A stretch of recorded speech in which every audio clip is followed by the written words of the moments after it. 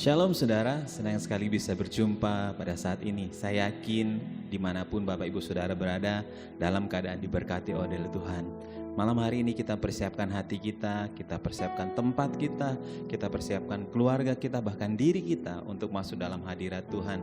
Saya percaya berkat-berkat Tuhan ketika kita menghampiri tahtanya, kita menerima yang namanya kasih karunia Tuhan dan mengalami hadirat Tuhan. Mari Bapak Ibu Saudara, saya persilakan kita mempersiapkan diri kita untuk datang ke dalam hadirat Tuhan. Tapi sebelum itu, mari kita satukan hati, kita berdoa. Kami bersyukur Tuhan, kami boleh berjumpa dalam ibadah doa malam saat ini Tuhan. Kami percaya Tuhan, Engkau Allah yang selalu ada dalam setiap momen kehidupan kami, di setiap musim kehidupan kami Tuhan. Engkau Allah yang selalu menyertai kami Tuhan. Engkau Allah yang selalu menyertai langkah-langkah hidup kami Tuhan. Terima kasih Tuhan, berdoa bagi jemaat-Mu yang mempersiapkan diri untuk beribadah saat ini Tuhan. Biarpun dimanapun mereka berada Tuhan, Engkau hadir melawat mereka semua. Engkau hadir memberikan, memuaskan rasa haus dan lapar mereka Tuhan, untuk mengalami perjumpaan yang indah dengan Engkau Tuhan. Walaupun kami berpisah dengan jarak Tuhan, tapi kami percaya Tuhan, Engkau Allah yang maha hadir Tuhan di tengah-tengah kami Tuhan. Seperti kata firman-Mu Tuhan, di mana 2-3 orang berkumpul dan nama Tuhan disebutkan, Tuhan hadir. Dan kami percaya saat ini Tuhan, Engkau hadir di tengah-tengah kami Tuhan. Nyatakan kuasa-Mu, nyatakan hadirat-Mu Tuhan. Kami beri waktu yang terbaik, kami berikan tempat yang terbaik, kami beri hidup kami Tuhan untuk menghampiri tahta kudus-Mu Tuhan. Dalam nama Tuhan Yesus, haleluya. Haleluya Tuhan.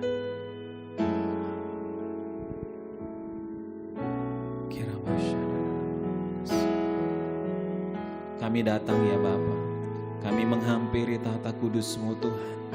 Kami menyatakan betapa Engkau Allah yang setia dalam hidup kami Tuhan.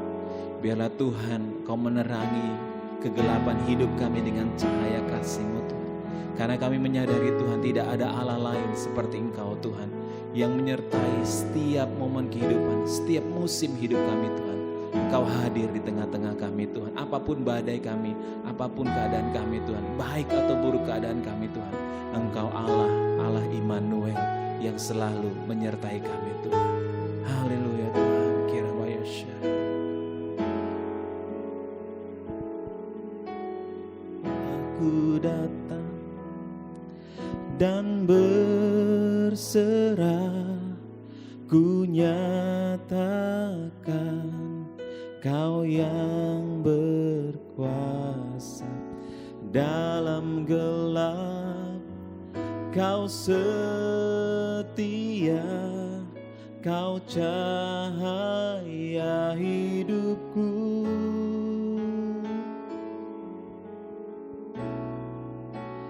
Kau kuatkan aku bertahan, Kau harapan dalam kesesakan,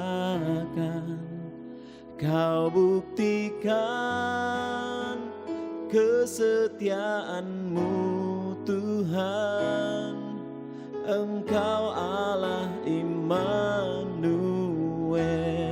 Kami percaya Tuhan, Kau Allah yang Immanuel Tuhan. Ini kami datang kepadamu Tuhan.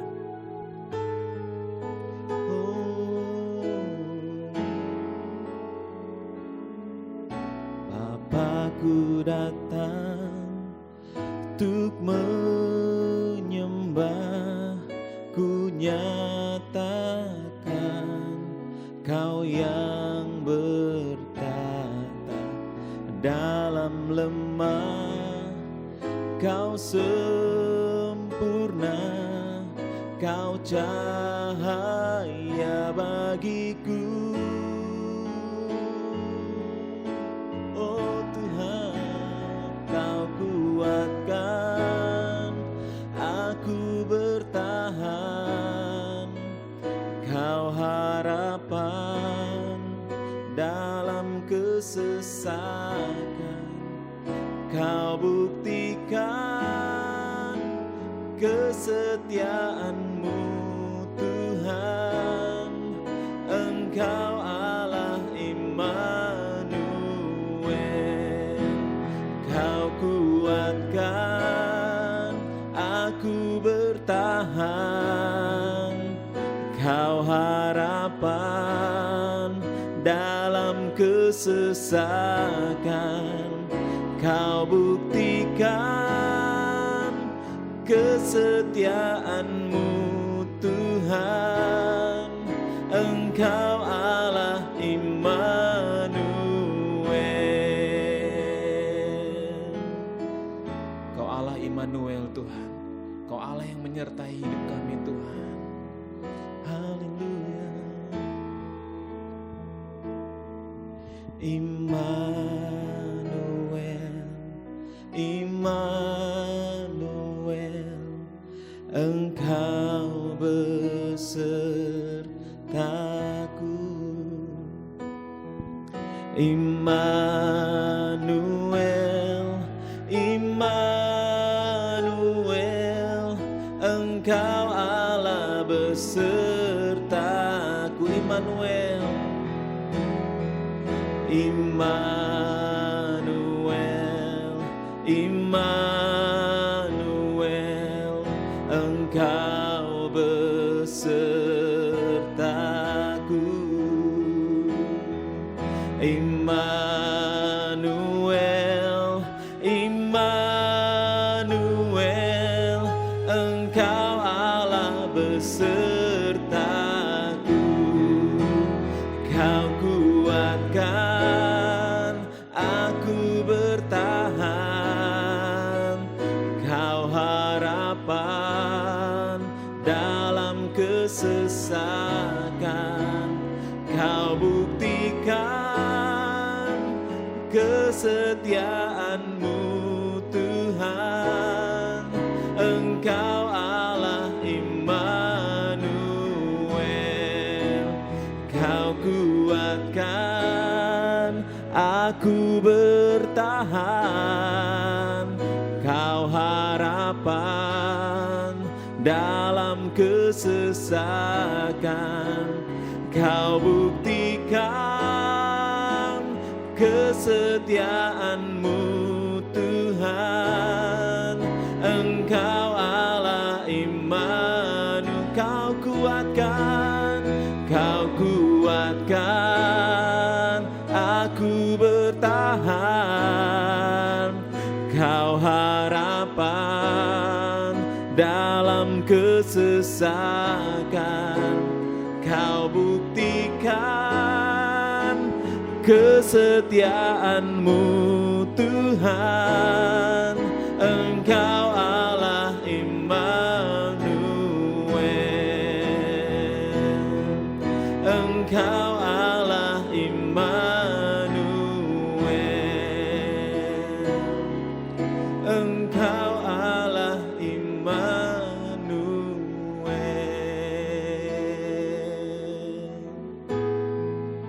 Engkau Allah Immanuel, Engkau Allah yang setia. Haleluya, haleluya. Engkau Allah yang besertaku, Engkau Allah yang memberi kemenangan, Engkau Allah yang setia.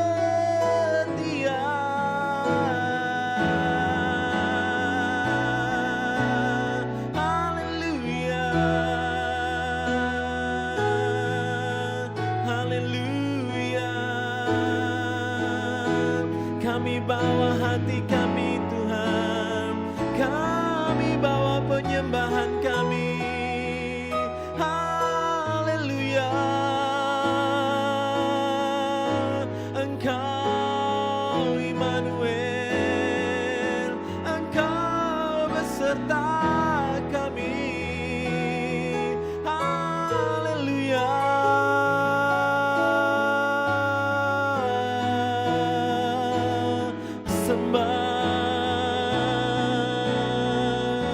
sembah Tuhan.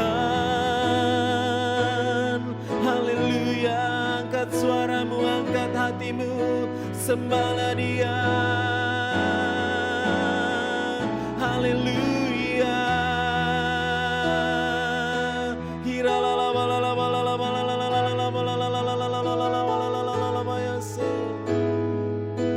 Haleluya, Yesus Tuhan, Engkau ajaib Tuhan, Engkau mulia.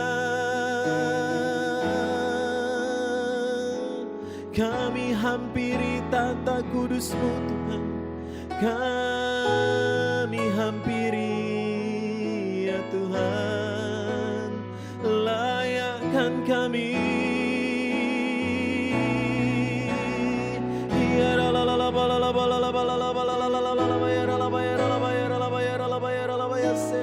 Haleluya, haleluya, sembah Kau Tuhan.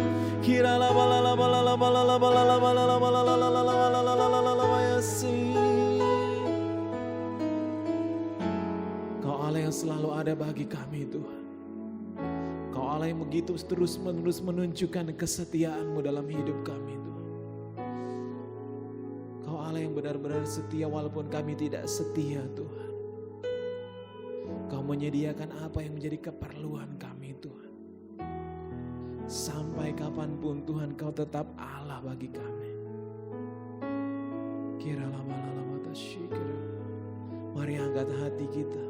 Kita angkat penyembahan kita kepada Tuhan. Yes Tuhan.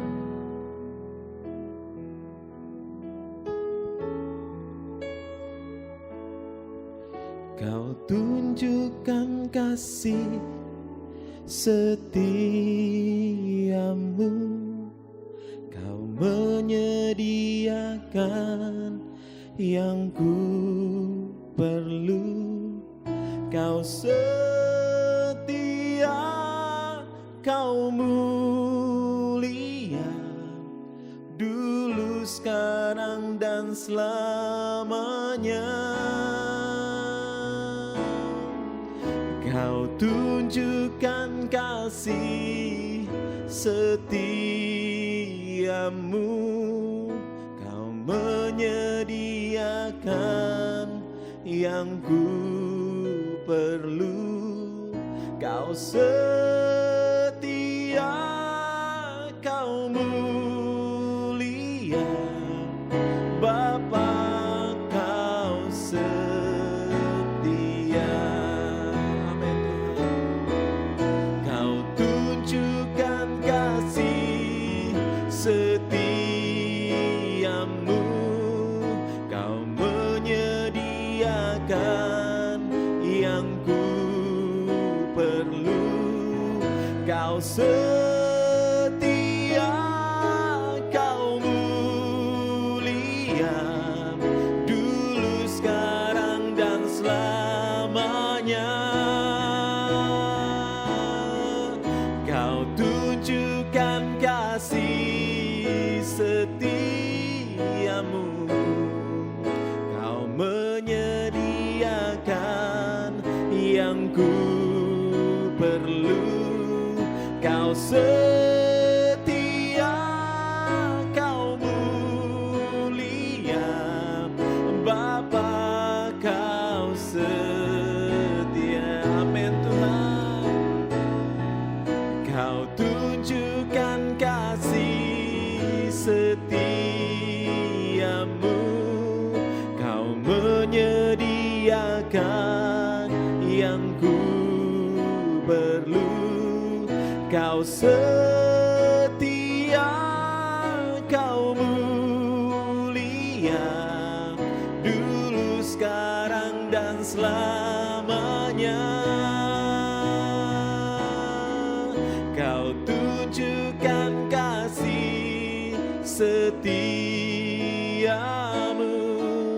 Kau menyediakan yang ku perlu. Kau setia, Kau mulia, Bapa, Kau setia. Kau setia Tuhan. Kau setia, Kau mulia, Bapa, Kau setia. Kau setia, Kau mulia, Bapa, Kau setia.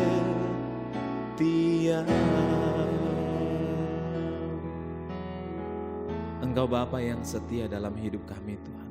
Engkau yang mulia Tuhan. Biarlah pujian penyembahan kami boleh menyenangkan Engkau Tuhan. Saat ini Tuhan, kami mau belajar kebenaran firman-Mu Tuhan. Urapi hamba-Mu dengan secara khusus Tuhan. Biar apa yang disampaikan Tuhan adalah isi hati dan kerinduan-Mu Tuhan. Kami yang mendengar bahkan menyaksikannya Tuhan. Kami mempersiapkan tanah hati yang kami paling subur Tuhan. Sehingga ketika benih firman ini ditaburkan Tuhan, itu boleh bertumbuh dan menghasilkan untuk hormat kemuliaan-Mu Tuhan. Roh Kudus, Kau ambil alih Tuhan. Ini ungkapan syukur kami Tuhan. Di dalam nama Tuhan Yesus yang siap belajar firman Tuhan, sama-sama katakan amin. Shalom, selamat malam keluarga HCC Palu dan keluarga HCC Luwuk, serta setiap kita yang menyaksikan siaran ini. Saya percaya bahwa kasih Tuhan, anugerah Tuhan itu terus mengaruniakan segala yang baik bagi kita. Pemeliharaannya sempurna, penjagaannya sempurna, bahkan kelimpahan berkat Tuhan itu selalu memenuhi kita. Amin. Nah, malam hari ini dalam ibadah doa malam kita saat ini, saya percaya ini terus mendorong kita, terus membangun iman kita, bahkan terus membimbing kita untuk terus hidup dalam kasih karunia Tuhan. Nah, malam hari ini kita akan sama-sama belajar dari firman Tuhan yang ada, yang terambil dalam kitab Efesus pasalnya yang kelima. Saudara bisa perhatikan kitab Efesus pasalnya yang kelima. Ya, Efesus pasal yang kelima.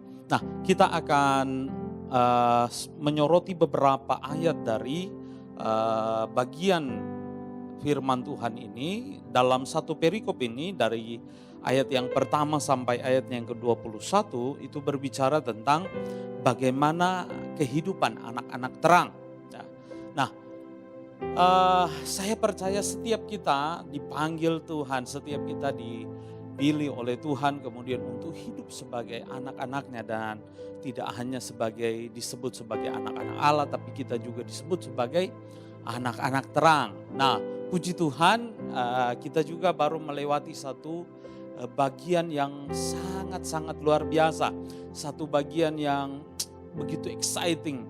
Bagi saya pun, bahkan saya mengalami berkat yang luar biasa dari 21 hari puasa raya, ya, Phase 21. Kemarin kita baru mengakhirinya, dan saya percaya itu banyak menolong kita, membantu kita untuk betul-betul membangun hubungan kita dengan Tuhan, untuk bagaimana kita membangun hidup kita bersama dengan Tuhan.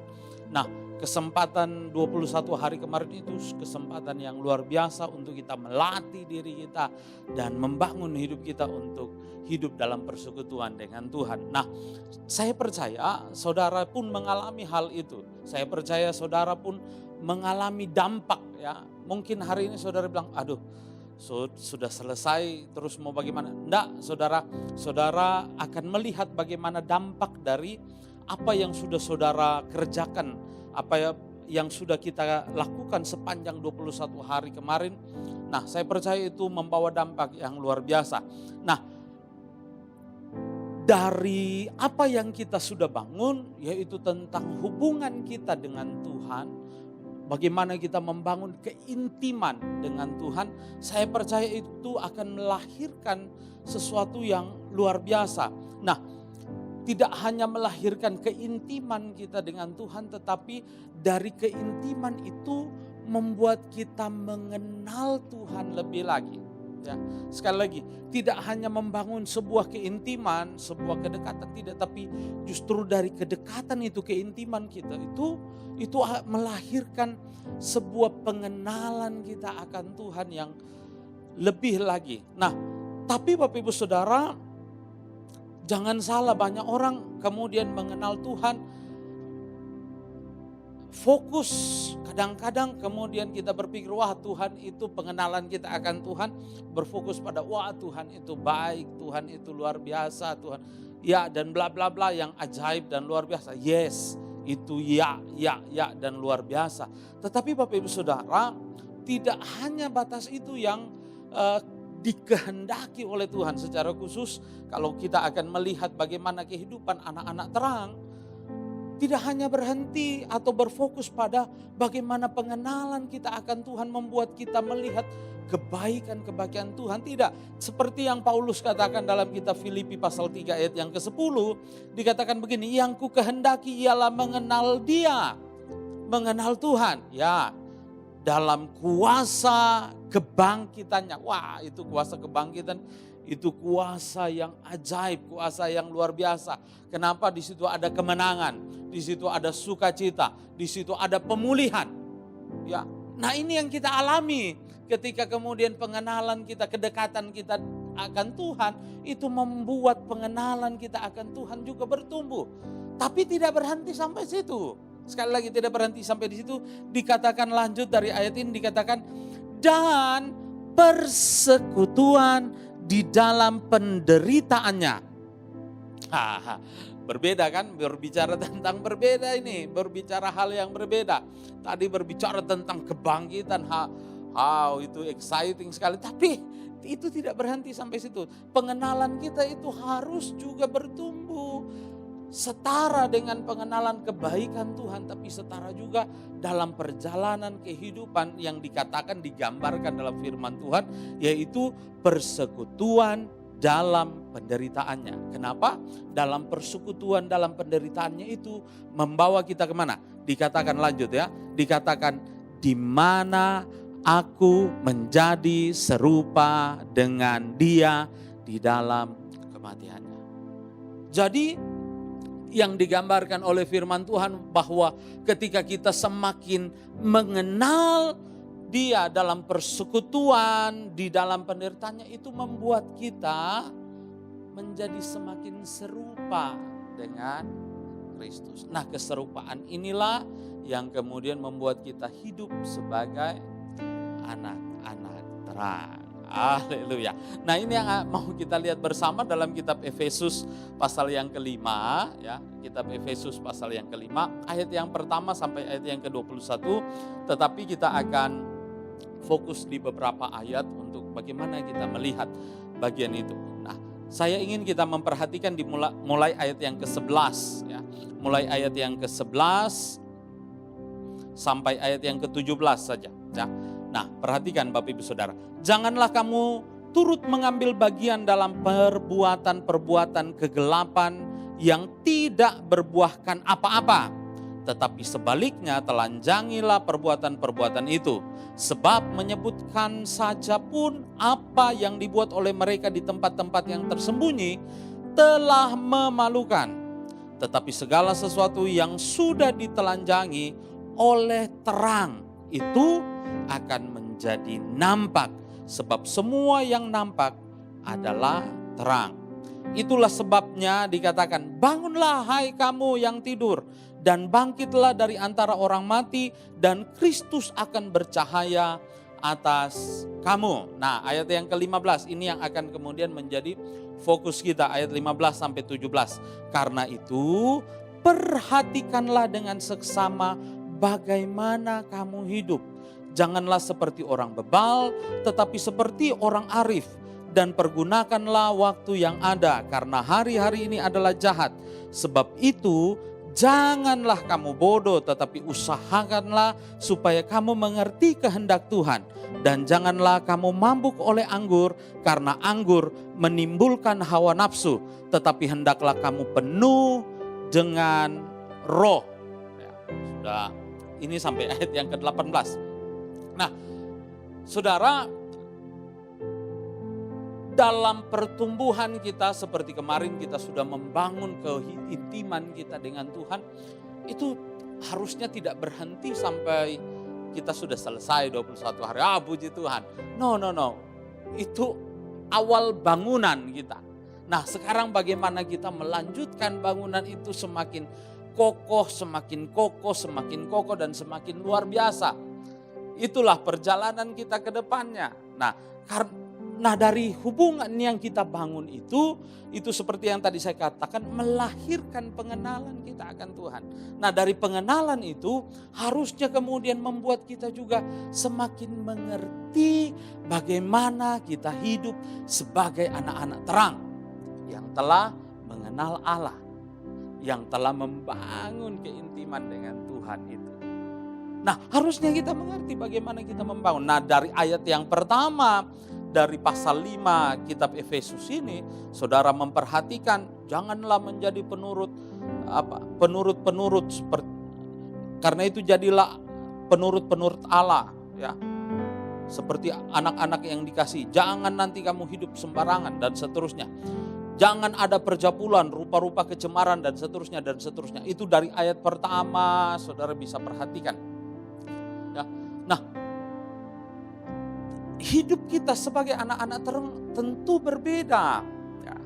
Nah, tetapi bukan hanya sekedar dari pola hidup kita, tetapi jauh lebih itu, yaitu bagaimana pola kita melihat kehidupan ini.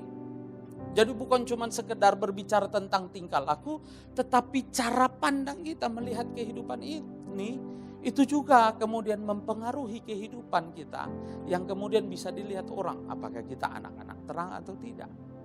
Itu tadi yang dikatakan, jangan kamu menjadi orang yang bodoh, seperti orang bebal dan seterusnya. Nah, makanya kemudian di ayat yang ke-15 dikatakan, karena itu perhatikanlah dengan seksama. Ya. Karena itu perhatikanlah dengan seksama. Saya coba compare ya. Ini agak jauh tetapi saudara bisa melihat bagian yang berbeda itu untuk kemudian kita bisa melihat ya, bisa melihat apa yang berbeda dari yang Tuhan mau dari hidup kita. Dalam Pengkhotbah pasal 7 ayatnya yang kedua, coba kita lihat dulu ya. Pengkhotbah pasal 7 ayatnya yang kedua. Dikatakan begini, pergi ke rumah duka lebih baik daripada pergi ke rumah pesta. Ini konteks yang berbeda, tapi saudara bisa lihat relasi yang begitu kuat di sini ya. Pergi ke rumah duka lebih baik daripada pergi ke rumah pesta, karena di rumah duka kesudahan setiap manusia. Ya, karena di rumah duka lah kita bisa melihat apa? Kesudahan setiap manusia. Nah, ini kalimat ini yang penting sekali. Dikatakan begini, hendaknya orang yang hidup memperhatikannya. Nah, nasihat dari Paulus tadi berkata bahwa karena itu perhatikanlah dengan seksama bagaimana kamu hidup. Nah, penulis pengkhotbah pun menasihatkan hal yang sama. Bahkan lebih jauh, pengkhotbah berkata, di rumah duka itu lebih baik daripada rumah pesta. Kenapa? Di situ kamu bisa lihat kehidupan yang nyata. Kenapa? Karena di situ kita bisa lihat akhir hidup manusia itu bagaimana. Bahwa tidak ada apa-apanya. Mati tidak ada yang temani, saudara. Apalagi setelah pergi ya sudah hilang, kesedihan keluarga ada, tapi setelah itu lewat. Itu kesudahan. Nah, karena itu perhatikan, kita pengkhotbah pun menuliskan hal yang sama, dikatakan hendaklah orang yang hidup memperhatikannya. Nah, sekarang apa yang harus kita perhatikan? Ya. Nah, tidak banyak hal yang saya ingin bagi pada saat ini. Ada dua hal penting sekali yang ingin sama-sama kita bangun hidup kita dalam kebenaran firman Tuhan. Apa yang perlu kita perhatikan? Nah, yang perlu saya dan Bapak Ibu Saudara perhatikan dari kehidupan ini, apalagi kehidupan kita sebagai anak-anak terang, ya. Perhatikan begini, yaitu yang pertama, apa yang harus kita perhatikan bahwa kehidupan kita ini sangat terbatas. Ya. Keterbatasan kita bukan hanya sekedar kelemahan kita, ketidakmampuan kita. Tapi keterbatasan kita ini juga menjangkau dari keterbatasan kita melihat apa yang ada di depan. Sekalipun Tuhan sanggup membuat kita bisa melihat apa yang ada di depan kita. Tapi secara kodrat bahwa kita terbatas. Selanjutnya bahwa kita ini orang-orang yang terbatas menghadapi berbagai-bagai hal. Itu keterbatasan kita manusia. Nah, yang selanjutnya lagi dari kehidupan sebagai anak terang bahwa keterbatasan kita bahwa kita hidup di tengah-tengah dunia. Kenapa? Dalam kitab 1 Yohanes berkata dunia ini milik si jahat. Secara manusia saudara terbatas. Gampang sekali kita kemudian dipengaruhi oleh keadaan dunia ini. Dunia ini bisa membawa kita kepada apapun. Lewat apa? Lewat peristiwa-peristiwa yang terjadi. Ketika kita dalam keterbatasan kita, ketidakmampuan kita menanggapi, menyikapi setiap peristiwa. Nah, kan gampang saja kemudian kita bisa ditarik seperti saat ini. Ketika kemudian orang sudah tidak tahu mau bagaimana ini kejelasan kehidupan ke depan bagaimana dan bagaimana dan bagaimana. Tidak sedikit orang yang kemudian hampir putus asa. Nah, puji Tuhan, terang Tuhan selalu menolong kita. Puji Tuhan, kuasa Tuhan selalu menolong kita. Tetapi kita lihat dulu fakta ini bahwa inilah kita, keterbatasan kita. Nah, dunia ini penuh dengan tipu daya. Kehidupan dunia ini penuh dengan tipu daya, dengan peristiwa-peristiwa yang ada.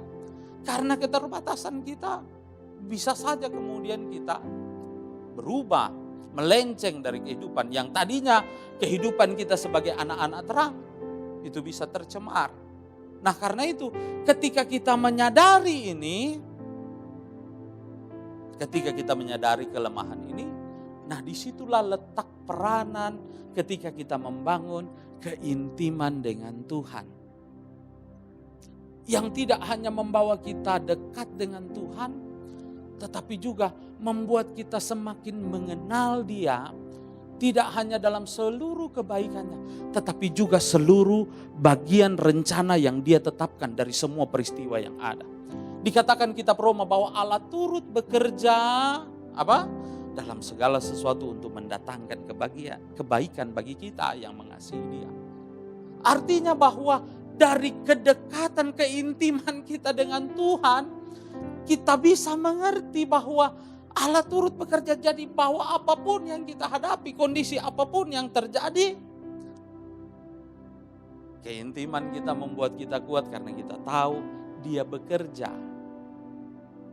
Nah, justru keintiman dengan Bapa itu kemudian dalam kesadaran kita akan keterbatasan kita hidup sebagai manusia, itu justru membuat kita melihat karya Allah dari setiap kelemahan kita.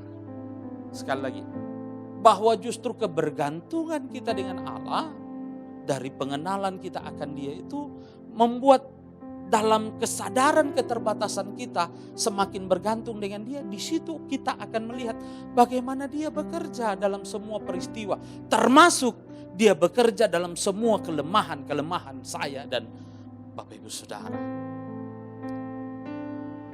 Dalam kelemahan ketidakmampuan kita menghadapi sesuatu, percaya Tuhan bekerja.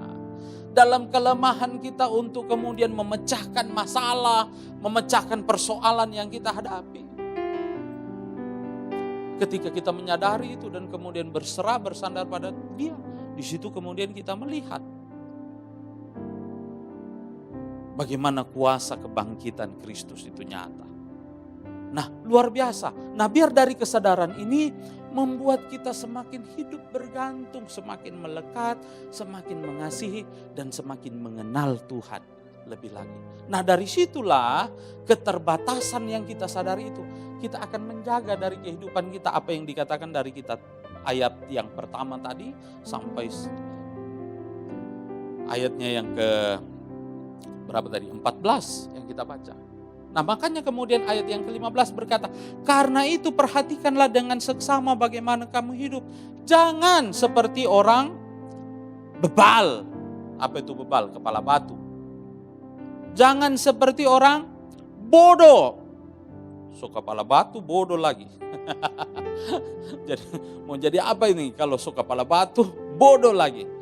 Bahkan dikatakan sebab itu janganlah kamu bodoh, tetapi usahakanlah supaya kamu mengerti kehendak Tuhan.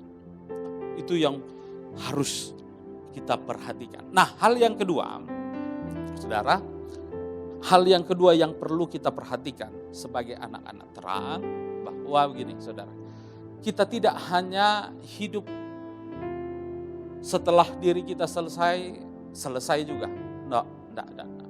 Saudara, kita ini melahirkan warisan. Ya. Kita hidup melahirkan warisan. Nah, bukan warisan pencapaian, itu warisan yang luar biasa. Ya, karena dari pencapaian terdahulu kita kemudian bisa lihat perkembangan kehidupan, peradaban kehidupan dan seterusnya. Tetapi bukan cuma itu saja warisan yang kita lahirkan. Ada warisan terpenting yang kita lahirkan. Seperti beberapa waktu lalu Bapak Gembala menerangkan tentang warisan ini. Ada warisan yang penting sekali. Apa itu? Yaitu warisan keturunan kita. Nah, kalau firman Tuhan berkata begini, karena itu perhatikanlah dengan seksama bagaimana kamu hidup. Jangan seperti orang bebal. Sebab itu jangan kamu bodoh, tetapi usahakan supaya kamu mengerti kehendak Allah. Ya, di dalam hal mengerti bahwa kita hidup tidak hanya sebatas kita saja, tetapi kita tahu bagaimana kita punya warisan. Siapa warisan kita? Warisan kita adalah generasi kita, anak-anak kita. Nah, Apa yang penting di situ? Yang penting di situ di sini Bapak Ibu Saudara. Kita memberi kehidupan kepada anak-anak kita. Kita memberi kehidupan kepada mereka. Tetapi jauh lebih daripada kehidupan yang bisa kita sediakan. Yaitu gambaran kehidupan terang itu yang akan ditiru, yang akan dihidupi, dan yang akan dijalani oleh anak-anak kita ke depan. Itu penting sekali. Kenapa? Ada banyak warisan itu berhenti. Kenapa? Karena keturunan tidak mewarisi apa yang dipunyai oleh orang tua. Kenapa kemudian Israel sampai kemudian harus dibuang dari bangsanya? Kalau saudara baca baik-baik Alkitab, saudara akan menemukan setiap pergantian raja dan ketika catatan tentang akhir hidupnya dikatakan begini. Dan raja ini tidak hidup seperti siapa? Daud ayahnya, Salomo ayahnya. Dikatakan di situ, dan raja ini hidup sesuai apa yang dihidupi, apa yang dilakukan oleh ayahnya, nenek moyangnya, yaitu Daud. Ada gambaran kehidupan yang luar biasa yang digambarkan oleh Daud. Sehingga itu menjadi patokan. Nah, bagaimana dengan saya dan saudara? Hidup sebagai anak-anak terang bukan hanya kehidupan kita, tetapi bagaimana nanti kemudian generasi-generasi kita. Nah, yang saya ingin tekankan saudara, tidak hanya sekedar pada tatanan kehidupan, pola teladan hidup seperti yang sudah dijelaskan beberapa waktu lalu. Saudara pasti sudah mengerti akan hal itu. Yes, itu luar biasa. Tetapi juga kalau hari ini, ya, seperti saya melewati beberapa waktu, ya, 40 tahun lebih, berarti masa tahun lahirnya kan tahun 70-an, tidak dihitung lah, 80-an, 90-an.